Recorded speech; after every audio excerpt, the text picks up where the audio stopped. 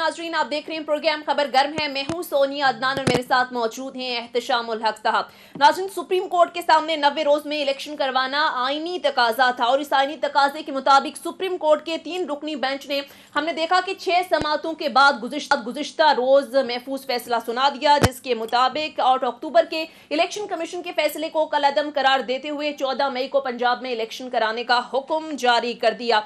हमने देखा कि सुप्रीम कोर्ट के फैसले के बाद मुआशी, सिक्योरिटी, आईनी और सियासी बहरान में घिरे मुल्क में मजीद टकराव की सियासत पैदा हो रही है। आईनी इदारे आमने सामने खड़े नजर आ रहे हैं और इस फैसले को विफाकी काबीना ने मुस्तरद कर दिया। हुकूमत ने वाज़े तौर पर कह दिया कि हम इस फैसले को किसी सूरत नहीं मानेंगे।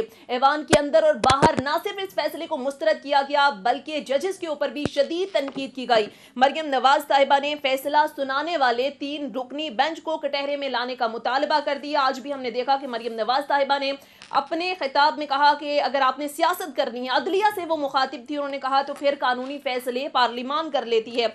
उन्होंने कहा अदलिया से मुखातिब होते हुए कि आपने खुद अपने फैसलों से बता दिया कि आपके फैसले जानिबदाराना हैं।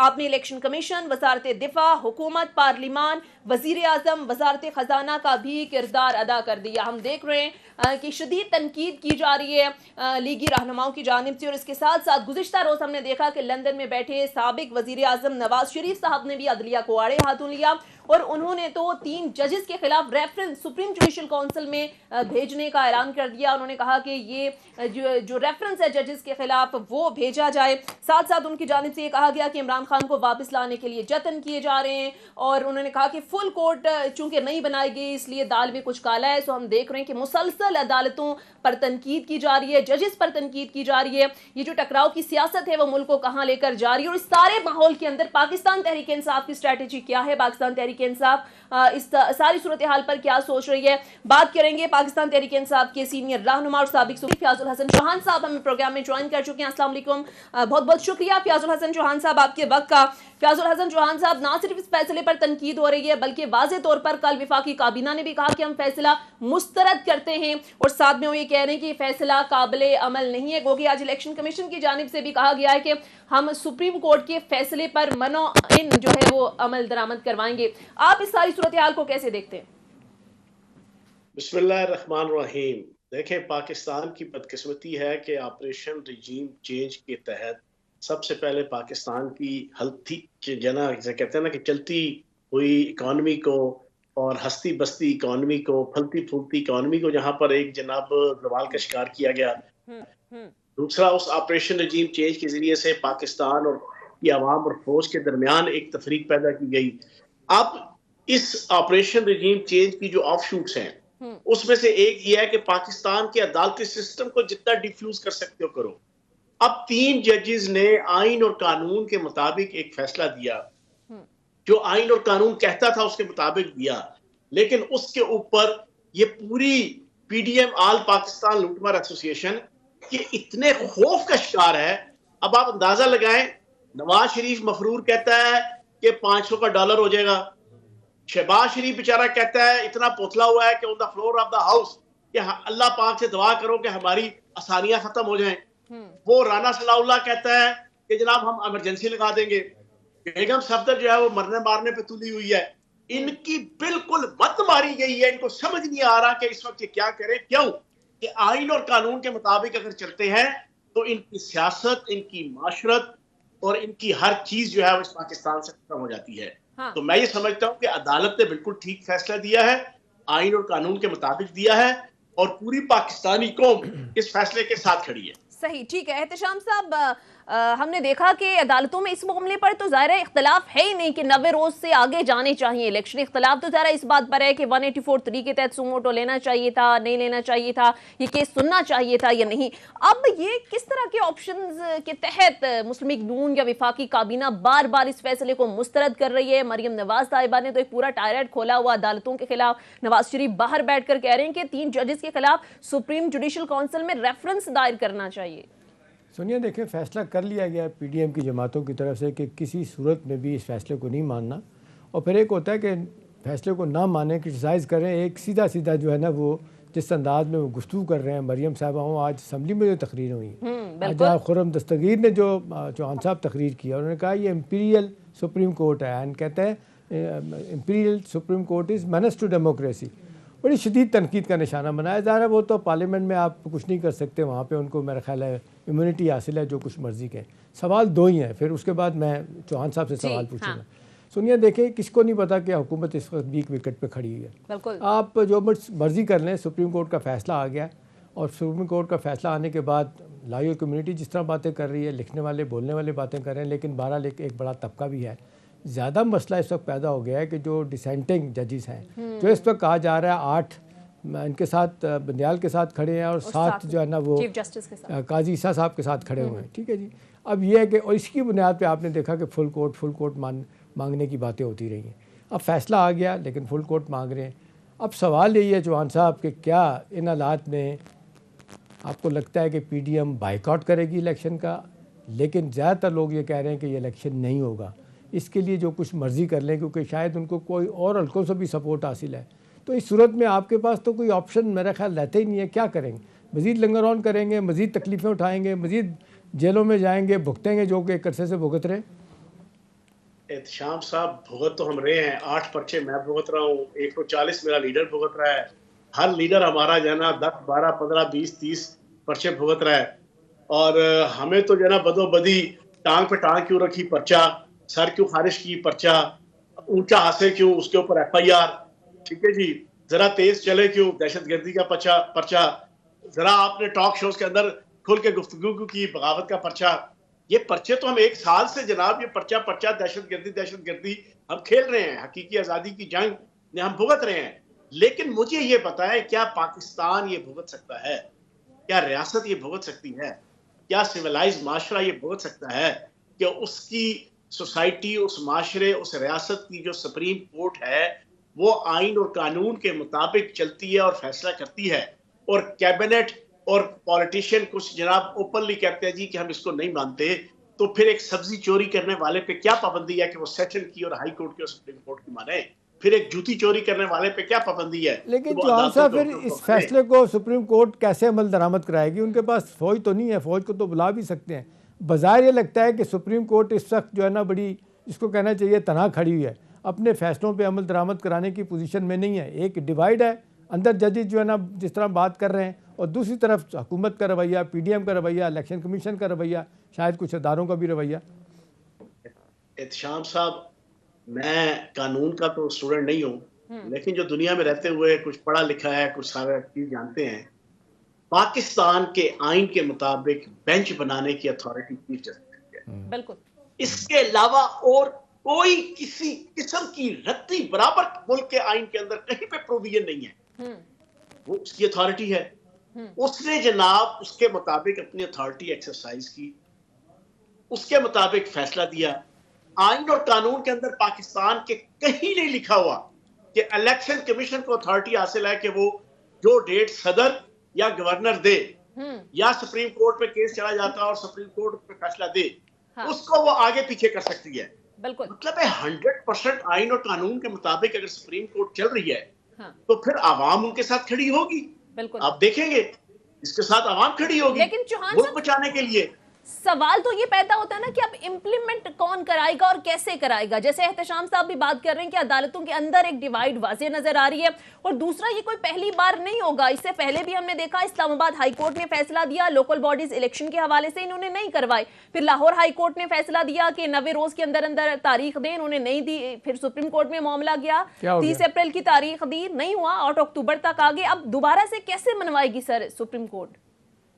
सुप्रीम कोर्ट के पास हर किस्म की अथॉरिटी है मनवाने की। ये आप बेगम रहे, सितंबर तक, जब तक काजी फाइज ईसा साहब ने आना है, जस्टिस बंदयाल का ये बाल बीका नहीं कर सकते कहीं से भी। ना कोई अदारा, ना कोई शोबा, ना कोई कोना, ना कोई खुदरा। ये भी सुन लें, तो थोड़ा सा हम भी सियासत पर नजर रखते हैं और आइन कानून जो थोड़ा पड़ा हुआ है। चीफ जस्टिस अता बंदयाल का ये बाल बीका नहीं कर सकता को माई का लाल सितंबर तक, कम से कम सितंबर तक जनाब वो नजर आ रहे हैं। क्या कह रही हो? सर मैं कह रही हूँ, कल इरफान कादिर साहब को एक शो में मैं सुन रही थी, उन्होंने कहा है कि आप इलेक्शन करवा कर दिखाएं। उन्होंने तो चैलेंज किया है सीधा सीधा। तो चौहान साहब, आपको इलेक्शन 14 मई को होते हुए नजर आ रहे हैं? समझदार आदमी है। मैं हैरान हूं कि शाह से ज्यादा शाह के वफादार बनने के चक्करों में आइन और कानून की धज्जियां उड़ाने लगे हुए इरफान कादिर और इस तरह के और बहुत से लोग। शर्म आनी चाहिए। मुल्क कवानीन और आइन से चलते हैं। अगर नहीं चलाना तो मैं अक्सर एक फिक्रा कहता हूँ, फिर खत्म करो इस पार्लिमानी जमहूरियत को। यहाँ पर लेकर आओ ऑटोक्रेसी, यहाँ पर लेकर आओ अरिस्टोक्रेसी, यहाँ पर लेके आओ खिलाफत, यहाँ पर लेके आओ बादशाहत, यहाँ पर लेके आओ मार्शल्ला। बात बड़ी साफ सी है। जब मुल्क चलाना है आइन और कानून के मुताबिक पार्लिमानी सिस्टम में, तो उसके अंदर आइन सुप्रीम है मुल्क का, किसी भी मुल्क का। चौहान साहब, ये लड़ाई कहाँ से शुरू हुई है? देखिए ना, सारा का सारा मसला 184(3) का मसला है कि सुओ मोटो इख्तियारात, बेंच बनाने के इख्तियारात, लार्जर फुल, ये सारा जो है ना सुप्रीम कोर्ट के पास, चीफ जस्टिस के पास है। और आमतौर पे हमने देखा कि वकील हज़रात कहते हैं कि ये सुप्रीम कोर्ट के अपने लॉज हैं जिसको आप कोई डायरेक्ट नहीं कर सकता, कोई इंटरवीन नहीं कर सकता। अभी जिस अंदाज, मेरा सवाल आपसे है कि जिस अंदाज से ये सारा कुछ किया गया है, अभी 16 सितंबर को तो मिंदयाल साहब चले जाएंगे, उसके बाद आ जाएंगे काजी साहब। कहने वाले लोग कहते हैं कि ये असल में जो है ना ये मुश्किलात काजी साहब के लिए रखी गई हैं। शायद उनको अंदाज़ा नहीं है काजी साहब को कि ये कल जब सुओ मोटा लेना चाहेंगे, कुछ और बात होगी तो 3 जज होंगे तो मुश्किलात होंगी उनके लिए। जी, इस तरह और चीज़ें देखें एहतशाम साहब, पिछले कई सालों से आप भी जानते हैं, हम भी जानते हैं कि काजी फायज ईसा साहब के हवाले से एक चीज़ जनाब बंद कमरों में भी कही जाती है, ओपनली भी कही जाती है कि यार बड़ा डाडा जज है जनाब, बड़ा जनाब अपनी मर्जी का मालिक जज है जी, बड़ा सरफिरा जज है जी, उसको किस तरह कंट्रोल किया जाएगा, उसको किस तरह संभाला जाएगा। मैं पिछले 10 दिन से जो ये चीज चल रही थी ना, ये सो मोटो एक्शन के ऊपर पाबंदी और जनाब नया अदालती इस्लाहात का जो बिल पास हुआ है, खुदा की कसम खा के कह रहा हूं कि मैंने एक शो के अंदर भी ये कही और हर रोज 20 जगह पे ये कहता हूं, ये अता बंदयाल साहब को कंट्रोल करने के लिए नहीं है, ये काजी फायज ईसा साहब को कंट्रोल करने के लिए सारा कुछ हो रहा है।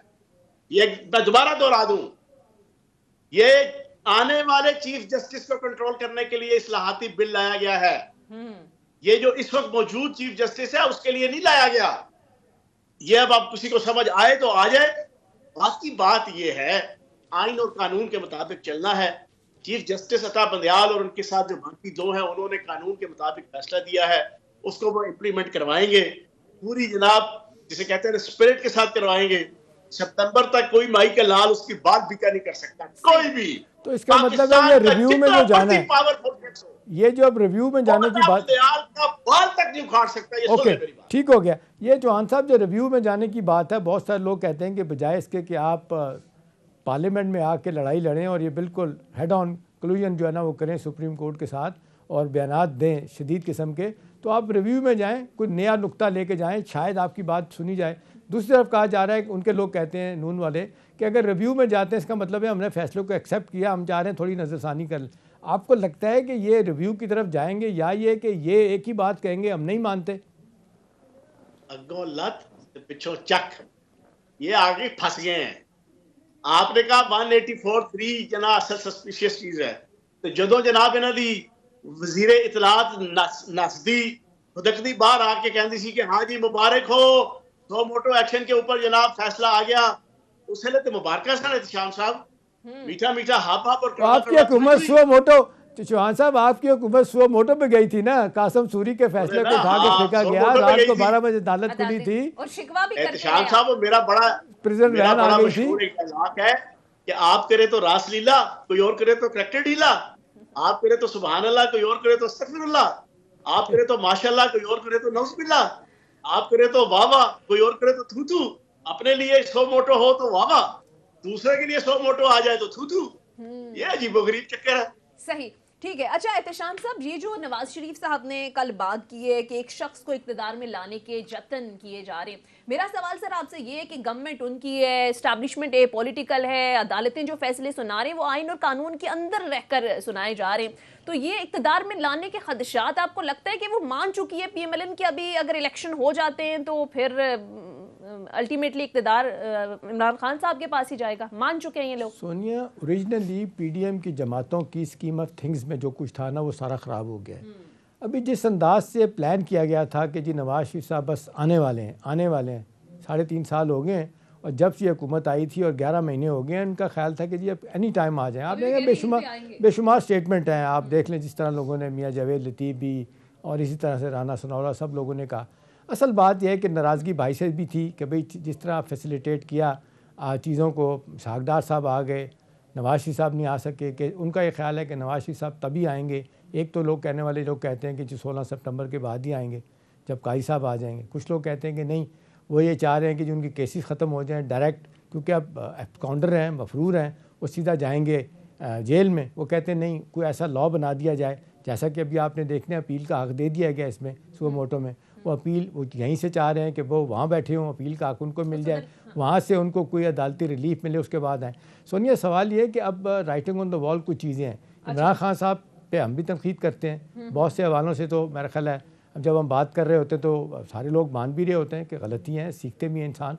लेकिन अब मसला ये है कि वो एक सिचुएशन मॉन्स्टर बन गया इनके लिए कि जी इलेक्शन उसने जीतना है।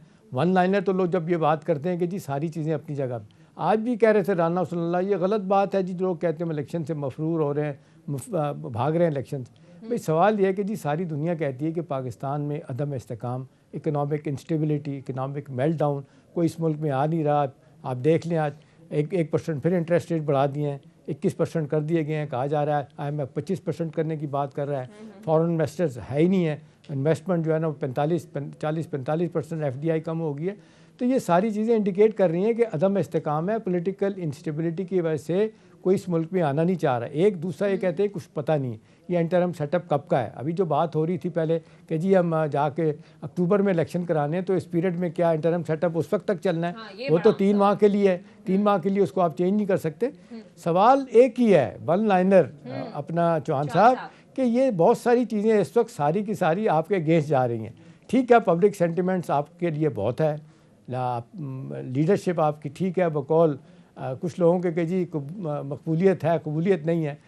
आपको लगता है कि ये सारी रुकावटें आपके लिए हैं, और फिर ये कि अगर इलेक्शन नहीं होगा आप किस तरीके से आएंगे फिर पावर में? असल में एहतशाम साहब, इन्होंने मैकेनिकी तो कोई ना कोई करनी है और मैकेनिकी इन्होंने अपने सर पे नहीं करनी, इनसे किसी ने करवानी है। ठीक है जी, कोई ना कोई फिलर आएगा अगले 2-3 दिन के अंदर, आप देखेंगे। लेकिन इन बेचारों की किस्मत खराब है कि मर्ज बढ़ता गया जूजू दवा की। वो आपने मुहावरा सुना ना, पिछले 1 साल से ये कोई भी इमरान खान साहब के खिलाफ, PTI के खिलाफ कोई नई पॉलिसी, कोई नया टैक्टिक्स, कोई नई स्ट्रेटजी लेकर आते हैं, वो उल्टी इनके ऊपर पड़ जाती है। क्योंकि इनकी नीयतें भी खराब हैं, इनकी जहनीतें भी खराब हैं, इनकी तबीयतें भी खराब हैं, इनकी सलाहियतें भी खराब हैं। इनके पल्ले कख भी नहीं है। मुल्क को इन्होंने बिल्कुल, जिसे कहते हैं ना, एन मझधार में, जिसे कहते हैं ना बैड परफॉर्मेंस की जो मझधार है ना, उसके दरमियान में लाके खड़ा कर दिया है। तो बाकी अल्लाह पाक की जात ऊपर बैठी है, वो नबी पाक के सदके इस मुल्क को बचाएगी। उस बचाने के लिए एक ही तरीका है, इलेक्शन कराओ। अच्छा, एक चौहान साहब, एक और क्रिटिसिज्म आ रहा है, एक क्रिटिसिज्म जो आ रहा है वो किसी हद तक सही भी लग रहा है कि ये सुप्रीम कोर्ट ने पंजाब के बारे में फैसला कर लिया, KP के बारे में कोई फैसला नहीं किया। वो आज उनके लोग कह रहे हैं कि नहीं, पंजाब में इनको सब मसले नजर आ रहे हैं, KP में क्यों नहीं नाराज, क्यों KP में इलेक्शन के लिए क्यों बात नहीं हो रही? जी नहीं, देखे KP के अंदर तो गवर्नर ने जनाब वो फैसला करना है ना, गवर्नर ने जनाब फैसला करना है। गवर्नर को उन्होंने दे दिया कि आप जनाब इलेक्शन कमीशन को कहा कि आप फौरी तौर पे गवर्नर के पेशावर हाई कोर्ट को कहते हैं वो देखे मामले को। हाँ ठीक है ना जी, वो तो हो जाएगी। यहाँ का मामला क्योंकि सदर का था, और सदर का भी फिर उसके बाद इन्होंने इसका सो मोटो एक्शन लिया हुआ था सुप्रीम कोर्ट ने, इस वजह से पंजाब को स्पेसिफिक किया गया। ठीक है। अच्छा चौहान साहब, आज वज़ीर दाखिला ने कहा कि जिस मुतनाज़े अंदाज में इलेक्शन करवाने की कोशिश की जा रही है, मुल्क को अनारकी की तरफ, मज़ीद अफरा तफरी की तरफ लेकर जाएगा। अगर फर्ज कर लें कि इलेक्शन हो भी जाते हैं, तो आपको लगता है कि नताइज आसानी से तस्लीम कर लेंगे, या फिर आपको लगता है वही धांधली का शोर, वही मुतनाज़े इलेक्शन, वही अफरा तफरी, वही अनारकी हम देखेंगे? देखें, इन्होंने AC, DCs, इंतजामिया और सरकारी मशीनरी जो है उसको इन्होंने रिटर्निंग अफसर, प्रिजाइडिंग अफसर ये बना रहे हैं। जो सरकार के मुलाजम होते हैं, फिर भी इनको सुकून नहीं आ रहा। मैं हैरान हूं, मैंने अपनी सारी जिंदगी में पहला इलेक्शन देखा है कि हर चीज हुकूमत की फेवर में है, एस्टेब्लिशमेंट उनके साथ खड़ी है, मुक्तदर हल्के उनके साथ खड़े हैं, ठीक है जी, निगरान हुकूमतें उनके साथ हैं, फिर भी इनको खौफ आ रहा है। शेर इलेक्शन से इतना तेजी से भाग रहा है, वो मैंने ट्वीट किया था 6-7 दिन पहले कि एनिमल साइंस कहती है कि अगर शेर ज्यादा से ज्यादा भागना चाहे तो वो 58 किलोमीटर फी घंटा की रफ्तार से भाग सकता है, लेकिन इलेक्शन के खौफ से अगर वो भागेगा तो वो 120 किलोमीटर फी घंटा की रफ्तार से भागता है। आज मरियम नवाज ने कहा है कि मैं लिख कर देती हूं कि इमरान खान आज इलेक्शन मांग रहे हैं, इलेक्शन होते हैं तो ये हार जाएंगे और अगले 5 साल फिर ये रोते रहेंगे। बेगम सफदर कहती है कि मेरे बाप की मर्जी से इलेक्शन होने चाहिए। बेगम सफदर से पूछो, तूने बचपन से लेके 55 तक अपने बाप की नहीं मानी और तू कहती है कि रियासत, अदारे, अदलिया और आवाम जो है वो इसकी बाप की बात माने। मैं हैरान होता हूँ इस औरत के ऊपर। इस औरत लेकिन कुछ चीजें तो अपना चौहान साहब छोड़ें, उनको ये बताएं, अब तो ये बताएं कि अब ये जो कुछ प्रैक्टिकल प्रॉब्लम वाकई हैं, मसलन 3 लाख जो है ना सिक्योरिटी के लिए लोग चाहिए। अदालत ने कहा था जी चलें आर्मी नहीं दे सकती, बाकी 2 हैं बहरिया और फ़ज़ाइया से भी ले सकते हैं। आपको लगता है कि इस मसले के लिए जब तक सिक्योरिटी के मामला बेहतर नहीं होंगे तो इलेक्शन का माहौल ही नहीं बनेगा? जी क्विकली मैं बड़ी खुल के एक बात कह दूं, खुल के जी, पाकिस्तान के मुख्तदर हलकों को फैसला करना पड़ेगा कि पाकिस्तान की बका चाहिए या इन चोरों, लुटेरों और नौसरबाजों की बका चाहिए।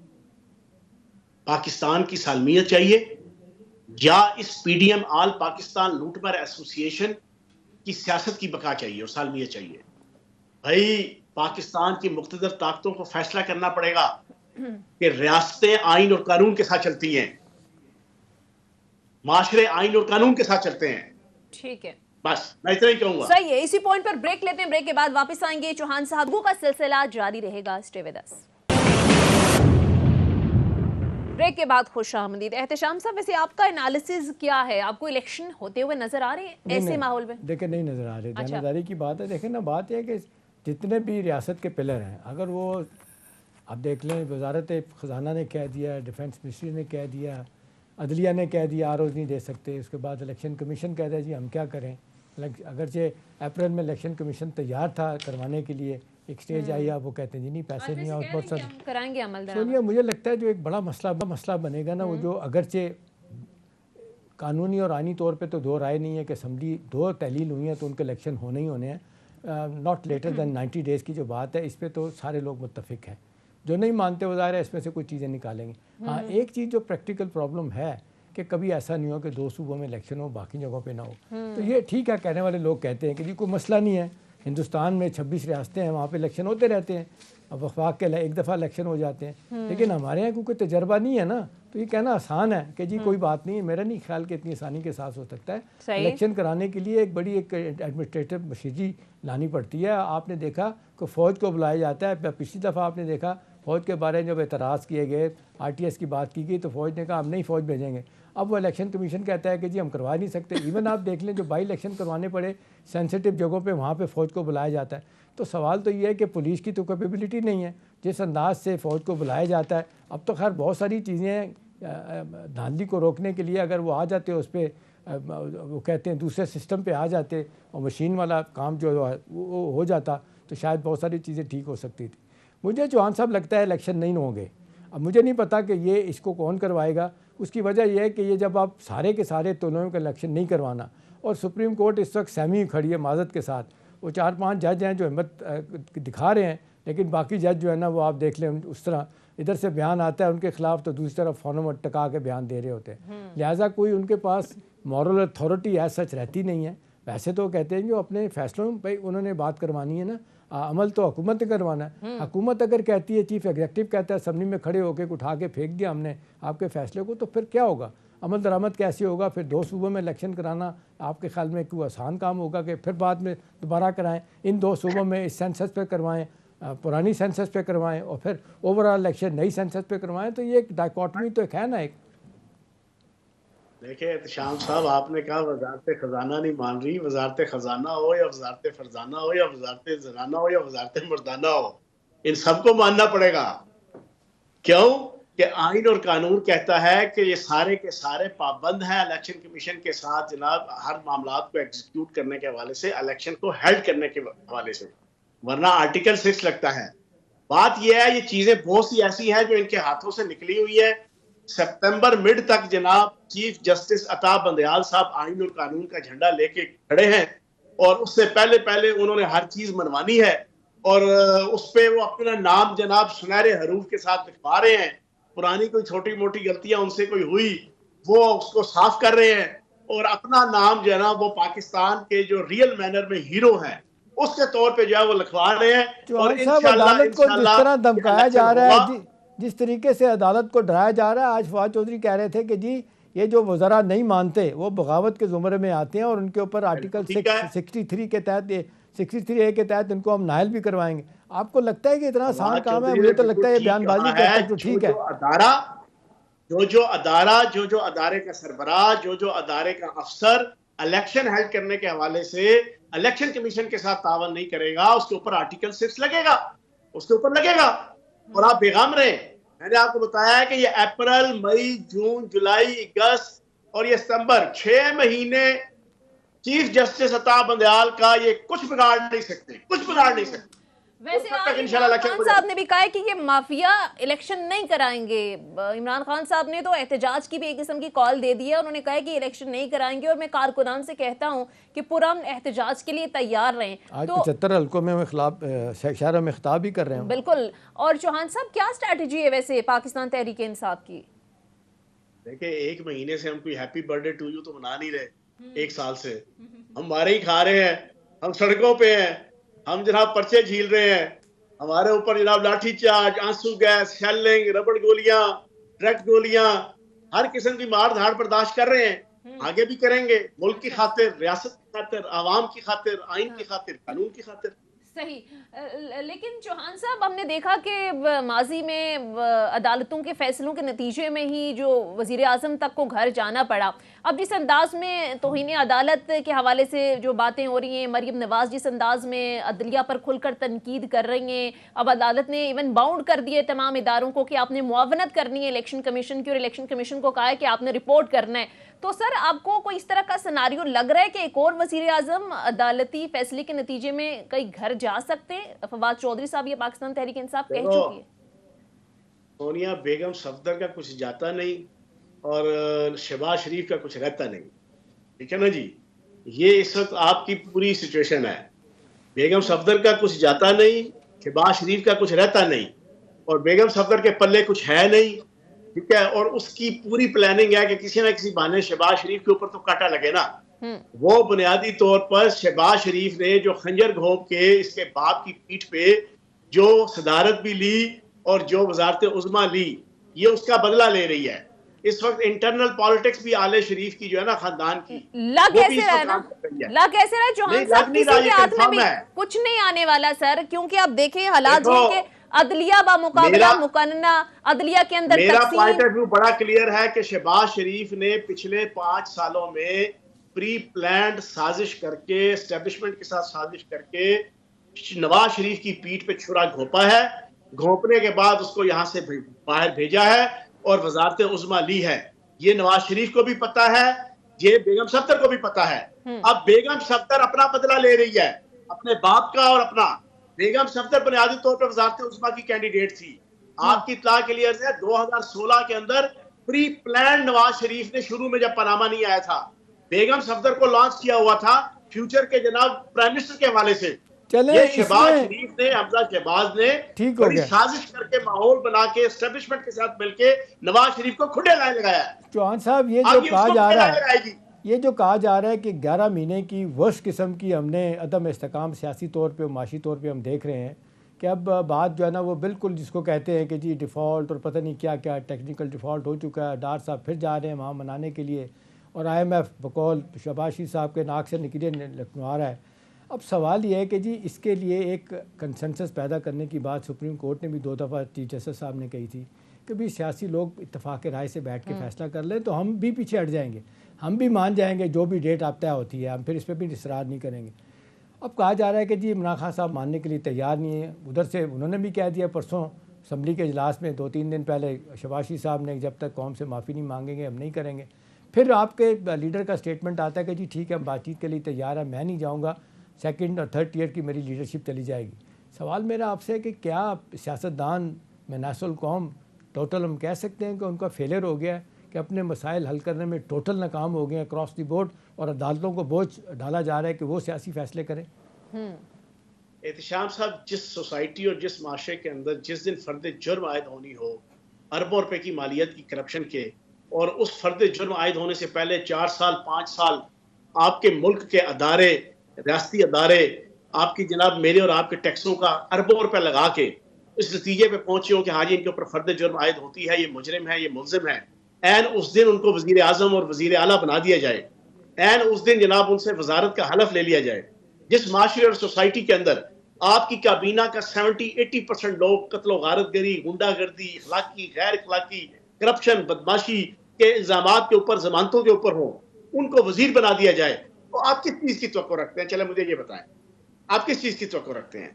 नहीं तो फिर ये आपके तो पार्टी के खिलाफ ही सारी चीज़ें, सियासी तौर पे तो आपको ही नुकसान होगा ना। आपको कोई बीच का रास्ता ढूंढना चाहिए, आपको कोई गेम बनाने की कोशिश करनी चाहिए।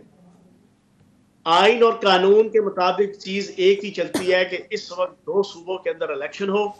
आइन और कानून के मुताबिक चीज यही चलती है कि जनाब आपका अक्टूबर के अंदर कौमी असम्बली का इलेक्शन हो हर हाल में, और अगस्त के शुरू में जनाब ये असम्बली डिसॉल्व हो। वफाकी आइन और कानून तो ये कहता है। आइन और कानून को कोई भी नहीं मानता चौहान साहब। वो ज़ियाउल्लाह कहा करता था ये चंद सवात का तीसरा आइन उठा के जब चाहूँ ज़मीन पे फेंक दूँ। ये सियासी लोग ये बातें नहीं कर रहे, लेकिन प्रैक्टिकली तो हम देख रहे हैं कि आइन और कानून को तो कोई इस मुल्क में नहीं मान रहा। किसने किया आप मुझे बताएं? अभी तक इमरान खान या पीटीआई ने कोई आइन और कानून के मुनाफी कोई एक्ट किया? आप मुझे बताएं। हमने असम्बली डिसॉल्व की आइन के मुताबिक की, हमने इस्तीफे दिए आइन के मुताबिक दिए, हम असम्बलियों से निकले आइन के मुताबिक निकले। आइन के अंदर लिखा हुआ है कि असम्बली डिसॉल्व होगी तो जनाब आपका 90 दिन के अंदर, अगर खुद खत्म होगी तो 60 दिनों के अंदर, हर चीज लिखी हुई है ना। बिल्कुल। अगर ये इतनी पॉपुलर है ये डाकू रानी, वीडियो रानी बेगम सफदर, जो बड़ी जनाब वर्कर्स कन्वेंशन का नाम देकर जनाब ये जलसे करने की कोशिश करती है, इस वक्त तो इतनी पॉपुलर है तो फिर आ जाए इलेक्शन के अंदर, क्यों डरती है? ठीक है। अच्छा एहतिशाम साहब, एक सवाल और जो कि जाहिर है अभी भी आज ऐवान के अंदर में इस हवाले से बड़ी बात हुई, फुल कोर्ट बनाने की बात।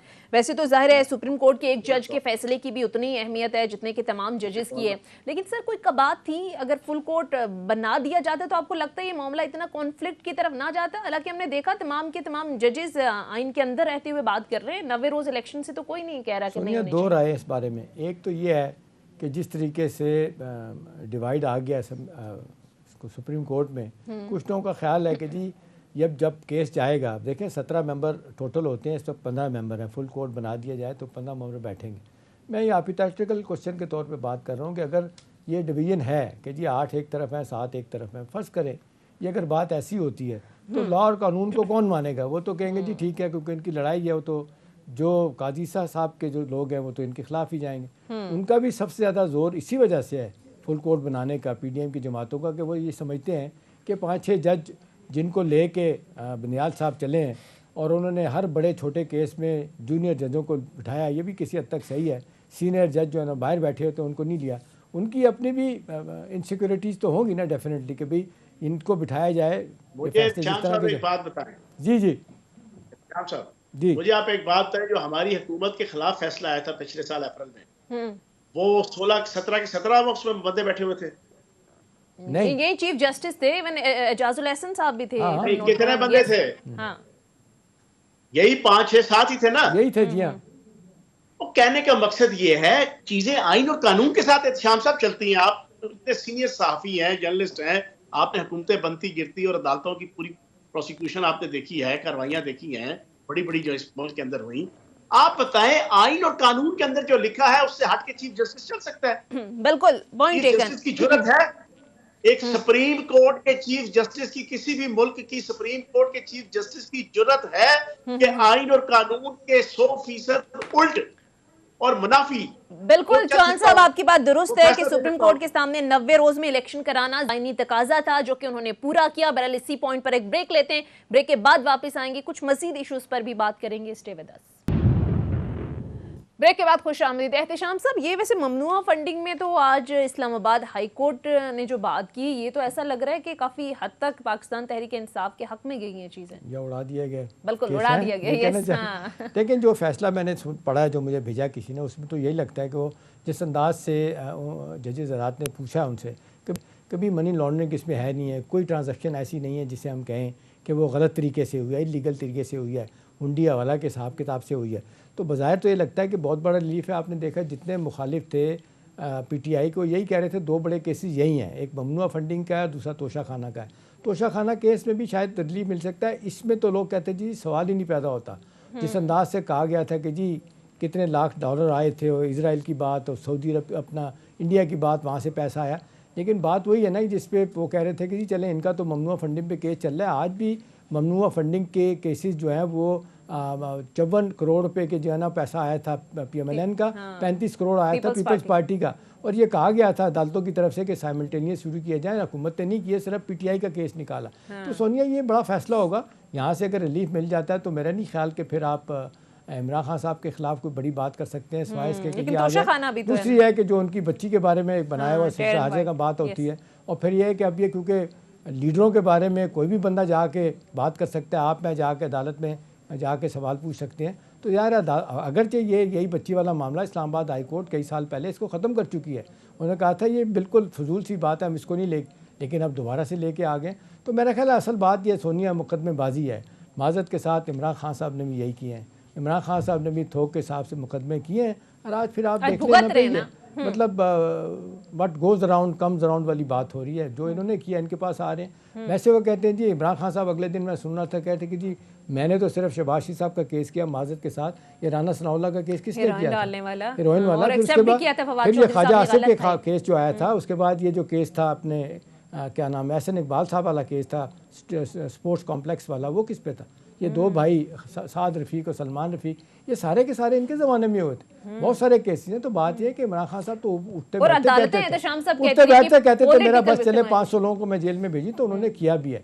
अब माजरत के साथ सोनिया अगर यही रहना तो कहने वाले लोग कहते हैं कि आज PTI की अगर हुकूमत आ जाएगी तो फिर यही होगा। बहुत से हवाले से लोग यही कह रहे हैं कि इलेक्शन कराने से एक डर की वजह भी है कि जीत जाएगा उसके बाद फिर जेलों में भेज जाए। ये बड़ी बदकिस्मती है सोनिया। जो एक आता है वो 90s की दहाई में पीपल्स पार्टी PM और PMLN ने सब कुछ किया था। हमारा ख्याल था ये बात ख़त्म हो गई है, लेकिन अब ये PTI वर्सेस PMLN हो गई है। इसको कौन ख़त्म करेगा? लीडरशिप, सियासी लीडरशिप, वो कोता अंदेश माजरत के साथ लीडरशिप है। अगर ये लीडरशिप आ जाए, इनको पता चले कि लीडरशिप क्राइसिस क्या होता है, ये अपनी पार्टियों में इलेक्शन नहीं कराते, वहाँ इलेक्शन कराएं और ये मुरूसी सियासत से बाहर निकले। तो शायद हम बाकी मुल्कों की तरह हम भी सियासत में आगे जा सकते हैं, डेमोक्रेटिक क्रेडेंशियल हमारे भी मजबूत हो सकते हैं। लेकिन ऐसा होता नज़र नहीं आ रहा। सारी की सारी लड़ाई है सियासी, जो अब होगी है ज़ाती और अना की लड़ाई होगी। वैसे एहतशाम साहब, इमरान खान को कहीं ना कहीं दराक है कि इन्होंने नहीं कराने इलेक्शन, जिस बेस पर आज उन्होंने ये कहा है कि मुझे लग रहा है कि माफिया इलेक्शन नहीं कराएगा और न ये कोर्ट्स का हुक्म मानेगा। सोनिया मुझे नहीं लगता। अब इसमें क्या कानूनी आनी नुक्ता निकलता है, क्या चीज़ लेके जाएंगे, सुप्रीम कोर्ट कितनी तकड़ी हो सकती है। वैसे तो अब लोग कह रहे हैं कि बदियाल साहब जो है ना वो 16 सितंबर को रिटायर होना है, उन्होंने अपनी लेगेसी छोड़ के जानी है। अब तक का जो उनका रोल रहा है, बड़े ज़बरदस्त केसेस उन्होंने किए हैं, कोई शख्स उन पर उंगली नहीं उठा सकता। अब जाहिर है उनको दबाव में लाने की तो कोशिश की जा रही है ना।